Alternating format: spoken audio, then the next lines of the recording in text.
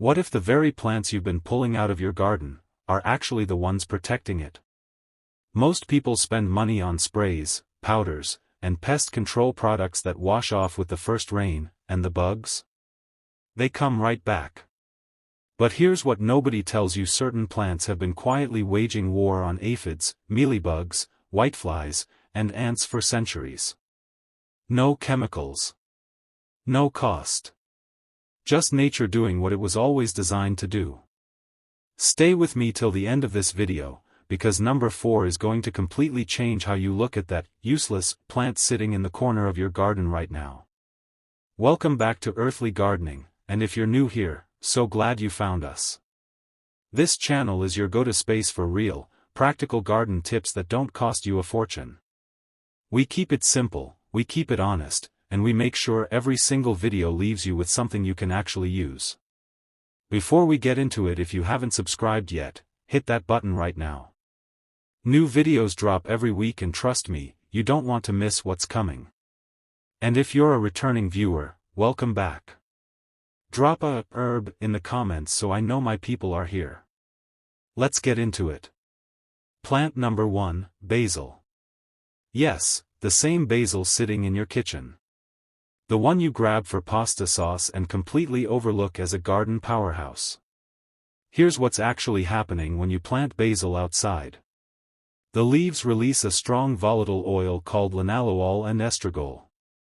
To you, that smells like dinner. To aphids, whiteflies, and certain species of flies and mosquitoes, it's practically unbearable. They sense it and they reroute. Simple as that.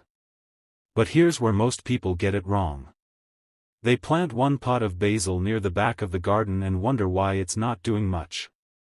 Basil works through scent dispersal, which means the more surface area it covers, the bigger the protective zone around your plants. You want to tuck basil in between your tomatoes, your peppers, your squash. Not beside them, between them. Interplanting is the actual technique here, and it changes everything. There's also a bonus that most gardening channels skip over. Basil in bloom attracts predatory insects like hoverflies. And hoverfly larvae? They eat aphids. So while the basil itself is pushing pests away with its scent, its flowers are pulling in the cleanup crew at the same time. That's a 2-layer defense right there. Keep basil well watered and in full sun. It gets bitter and bolts fast in dry heat, and once it bolts the scent becomes less potent. Pinch the flowers off regularly if you want to extend its repelling power, or let some flowers open if you want to invite those beneficial insects in. Both strategies work, just depends on what your garden needs at the time. Plant number 2, marigolds. Marigolds are probably the most talked about companion plant on the internet, and yet somehow they're still the most misunderstood. People plant them around the border of their garden like a decorative fence and expect magic. Then nothing happens and they write marigolds off entirely. The problem isn't the plant. It's the placement and the variety. There are hundreds of marigold varieties. The ones that actually do the heavy pest work are French marigolds, specifically Tagetes patula. These produce a compound in their roots called alpha-terthionyl, and this is where things get interesting. When French marigold roots are in the soil, they release this compound directly into the ground. It's toxic to root knot nematodes, which are microscopic worms that destroy plant roots from underneath. You never see the damage coming until it's too late. But French marigolds quietly eliminate them before they ever become a problem. Above ground, the scent of marigold flowers disrupts the navigation of whiteflies and aphids. These insects use scent to locate host plants, and marigolds essentially jam that signal. They get confused, move on, and your vegetables get a pass. Now here's the uncommon tip. For marigolds to work against nematodes, you need to plant them densely and let them grow for at least one full season in that bed. 1 or 2 plants scattered around won't cut it. Plant them thick, let them fill the bed, and the root activity builds up to a level where nematodes genuinely cannot thrive. Some gardeners do a full marigold cover crop in a bed for one season before rotating back to vegetables. Dramatic? Maybe. Effective? Absolutely. Also, deadhead your marigolds consistently. Spent flowers trigger the plant to slow down oil production. Fresh blooms keep the chemistry active. Plant number 3, lavender. Most people grow lavender because it's beautiful and smells incredible. Fair enough. But lavender has been quietly protecting gardens from specific pest groups for a very long time, and the mechanism behind it is genuinely fascinating. Lavender produces linalool and camphor. These compounds do something a little different from what the other plants on this list do. Instead of just repelling insects by scent, they interfere with the nervous system of certain bugs on contact. Fleas, moths, whiteflies, and certain aphid species that come into close contact with lavender oil essentially get overwhelmed. Their sensory system can't process it. For your garden specifically, lavender planted near brassicas, that's your cabbages, kale, broccoli, cauliflower, works as a strong deterrent for whiteflies and cabbage moths. These are two of the most destructive pests for that plant family, and lavender quietly keeps them off balance. Here's the placement tip that most people miss. Lavender needs to be close enough for its scent plume to reach the target plants. That means within 2 to 3 feet, ideally upwind of your vulnerable beds. If you're in an area where wind comes from a consistent direction, plant your lavender on that side so the scent carries toward your crops naturally. Lavender is also drought tolerant once established, which makes it one of the lowest maintenance pest control plants you'll ever grow. You plant it, let it settle in, and it works for years. Trim it back after flowering to keep growth dense and oil production high. Don't overwater it, wet roots rot fast and a dying lavender plant does nothing for your garden.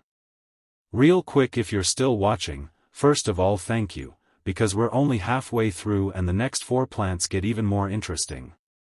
If this video is giving you something useful, hit that like button right now. It genuinely helps this channel reach more garden lovers who need exactly this kind of information. And if you've tried any of these plants before and had results good or bad, drop it in the comments. I read every single one. Plant number 4, catnip. Here it is. The one I told you to wait for. Catnip Nepeta cataria is one of the most powerful natural insect repellents that exists, and the overwhelming majority of home gardeners have never once thought to plant it in their vegetable beds. Most people think it's just something you grow to entertain your cat. That's the surface level understanding. The reality goes much deeper. Catnip produces a compound called nepentolactone. Researchers at Iowa State University found that nepentolactone is actually more effective at repelling cockroaches than the chemical used in most commercial insect repellents. And beyond cockroaches, it works on aphids, squash bugs, beetles, ants, and weevils. What makes catnip particularly interesting for garden use is that it works in 2 ways. Growing catnip releases nepentolactone passively into the surrounding air. But when the leaves are bruised or brushed against, say by wind, or by you walking through the garden, the compound releases in a much higher concentration. So a garden with foot traffic paths running beside catnip beds actually gets more benefit than one that's left completely undisturbed. The catch with catnip is that it can spread aggressively.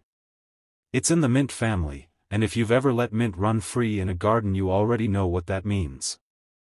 The smart approach is to grow catnip in containers and place those containers at key points around your beds. You get all the repelling benefit without letting it take over your entire garden. Also, and this matters, you catnip flowers attract pollinators and beneficial predatory wasps. These wasps parasitize caterpillars and aphid colonies. So again, you've got a plant that simultaneously pushes bad bugs away while calling in the reinforcements. Plant number 5, petunias. Petunias are everywhere. Window boxes, hanging baskets, front porches. People treat them as purely decorative and never once think about what they might be doing for the plants around them. Here's what's actually happening. Petunias produce a sticky resin on their stems and leaves.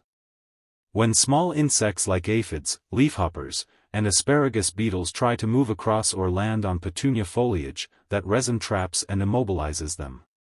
The plant is physically catching pests. That's not a metaphor. You can actually see it if you look closely. Tiny insects stuck to the surface of petunia stems. Beyond the physical trapping, petunias also release a scent that squash bugs and tomato hornworm moths find disorienting. Planting petunias near your squash and tomato plants creates a confusion zone that causes these moths to lay fewer eggs on your crops. Fewer eggs means fewer caterpillars. Fewer caterpillars means a lot less heartbreak when you check on your tomatoes in the morning. The variety that gets the most attention for pest work is the purple petunia, particularly older open-pollinated varieties rather than the heavily hybridized modern ones. Modern hybrids are bred for appearance and rarely smell the way traditional petunias do. The scent is a significant part of the function, so if you're sourcing petunias for pest control purposes, try to find heirloom or open-pollinated seeds rather than the mass-produced nursery transplants. Plant them close to your vulnerable crops and replace them mid-season if they get leggy, because a tired petunia stops producing the resin and scent at full strength. Plant number 6, mint. Mint is aggressive, mint is invasive, mint will take over your garden if you let it, and also mint is one of the best pest deterrents you will ever grow. So the key is using it strategically rather than just letting it loose. The menthol and menthone compounds in mint are deeply offensive to a wide range of insects. Ants specifically cannot tolerate mint.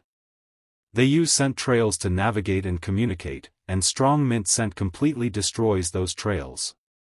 Plant mint near the base of plants that ants are farming for aphids because yes, ants actively protect and farm aphid colonies for the honeydew they produce, and you disrupt the entire operation.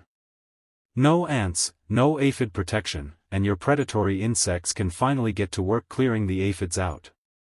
Spearmint and peppermint are the two strongest varieties for pest deterrence. Peppermint in particular has higher menthol content and works faster. The container method applies here just like it does with catnip. Plant mint in pots and move those pots around your garden based on where pest pressure is highest. Had an ant trail appear along the south side of your raised bed? Move a pot of peppermint right there. Check back in 2 days. The trail will be gone. One extra trick: crush a few mint leaves and rub them along the edges of your raised beds or pots. The direct contact releases concentrated oil and creates an instant barrier. It doesn't last forever, maybe a week before you need to refresh it, but during peak aphid and ant season, that's a maintenance habit worth building. Plant number 7, nasturtiums. This last one plays a completely different game from everything else on this list, and once you understand the strategy, it's kind of brilliant. Nasturtiums don't repel pests. They attract them. Specifically aphids. And that is exactly the point. Nasturtiums are what gardeners call a trap crop. Aphids are drawn to them like a magnet, particularly the soft, tender stems and the sweet scent of the flowers. So when you plant nasturtiums near your vegetables, the aphids see the nasturtiums first and go there instead. Your tomatoes, beans, brassicas, and squash become the less interesting option. But here's where the strategy gets elegant.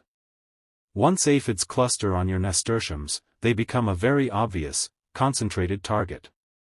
Ladybugs, lacewings, and parasitic wasps all find dense aphid colonies incredibly attractive. So your nasturtium plants essentially become a feeding station for beneficial insects.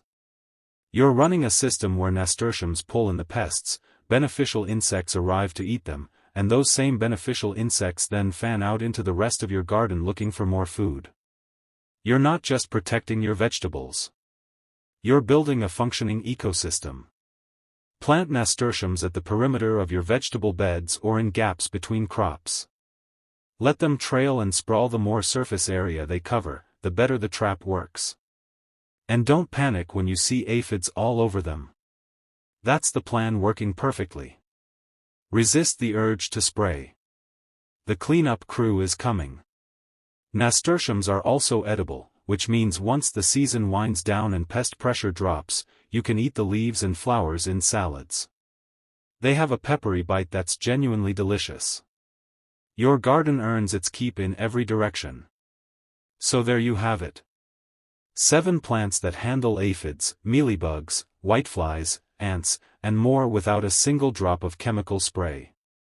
Basil working between your crops, marigolds building underground defense, lavender jamming pest navigation, catnip overwhelming their senses, petunias physically trapping them, mint destroying ant communication, and nasturtiums pulling the whole pest population away from everything that matters. None of this is complicated. None of it is expensive. You don't need a large garden to make it work either. Even in a small raised bed or a container set up on a balcony, 2 or 3 of these plants strategically placed will make a visible difference in how your garden handles pest season. If you're going to start somewhere, start with nasturtiums and basil. Those 2 together cover the most ground for the least effort, and you'll notice the shift within a few weeks. Now I want to hear from you. Which one of these are you planting first? Or have you already been using any of them and noticed results? Tell me in the comments, because those conversations are genuinely some of the best parts of running this channel. If this video helped you, give it a like. It takes 1 second and it tells the algorithm this content is worth sharing with more people. Subscribe if you haven't yet, and hit the bell so you actually see the videos when they come out. We've got a lot more coming that I think you're really going to enjoy. See you in the next one.